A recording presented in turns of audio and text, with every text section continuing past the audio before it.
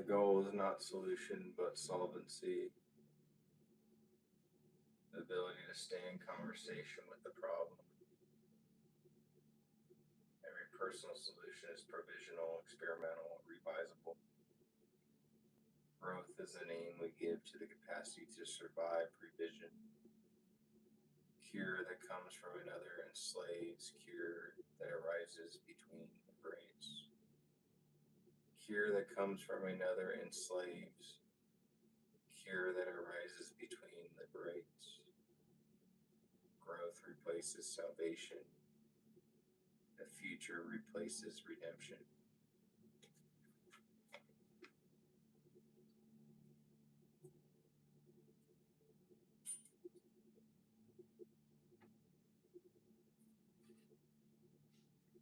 Development is movement without map, progress without prophecy. A good enough environment is predictable so that life may be unpredictable. To be cured is to re-enter uncertainty.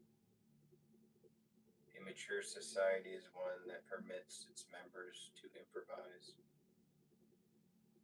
Growth is a secular miracle, the unplanned continuity of transformation. To face another human being is to renounce hierarchy. Equality is the only credible form of care. To accept fallibility is to open the gates to endearment. Omniscience prohibits love. Uncertainty makes it possible. The analyst not knowing is the patient's new knowledge. The aim of analysis is not to cure, but to make conscious. Consciousness is dangerous because it has unpredictable consequences.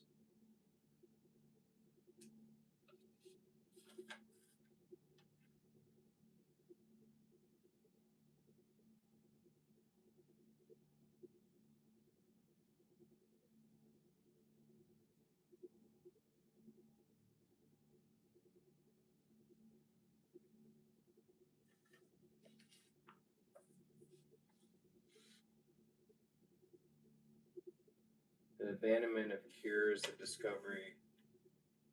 Abandonment is not despair, but deliverance from expectation. To abandon cure is to find cure again. The cure for cure is curiosity. The patient who ceases to seek rediscovery begins to live. Analysis is the conversation in which no one knows who is speaking. The symptom brings the patient, the conversation brings the symptom to life. Every dialogue of the unconscious is a duet of misunderstanding that produces meaning. The analyst listens not to content, but to contact. To speak unconsciously is to discover new worlds in error. The true value of analysis lies in the side effects. The symptom opens the door, what enters is unforeseeable. The best analysis are those whose results are not intended. The side effect is the soul's way of eluding therapy. The cure presupposes knowing. The care presupposes not knowing. Knowledge confines, curiosity releases. The patient who ceases to know begins to imagine. The setting of trust is the suspension of certainty. Care is communion in uncertainty. The captivity to be affected is the measure of reality. To be equally naive but differently knowing is the formula for human encounters. Care is the courage to remain incomplete together. The cure of alienation is conversation. Fallibility is eros in disguise, the attraction of what cannot be mastered. We love most where we can fail together.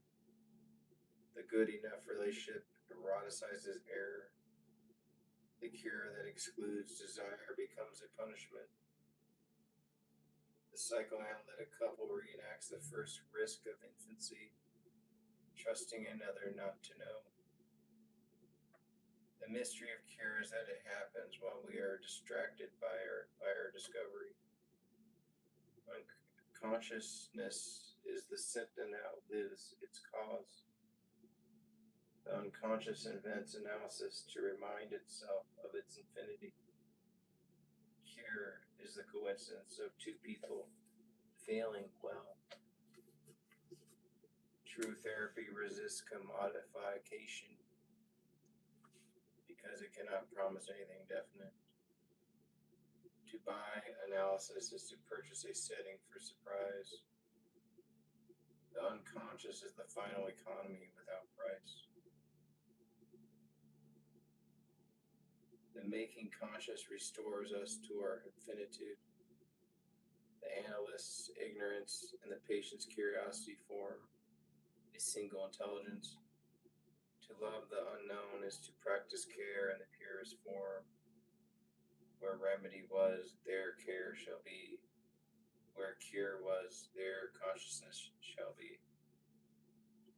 The big secret about sex is that most people don't like it. Pleasure is not self-evident, it must be believed in to be felt. What we call pleasure may be the consolation for its absence. The erotic is our most sustained experiment in misrecognition. Sex is the ritual of pretending. The pleasure and satisfaction coincide. Pleasure and satisfaction are twins born at different times. The wish that they coincide is civilization's most persistent fantasy.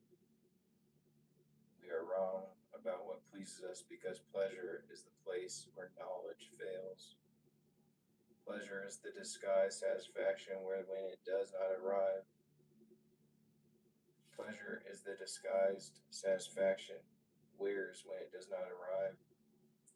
The failure of pleasure is the first lesson in realism.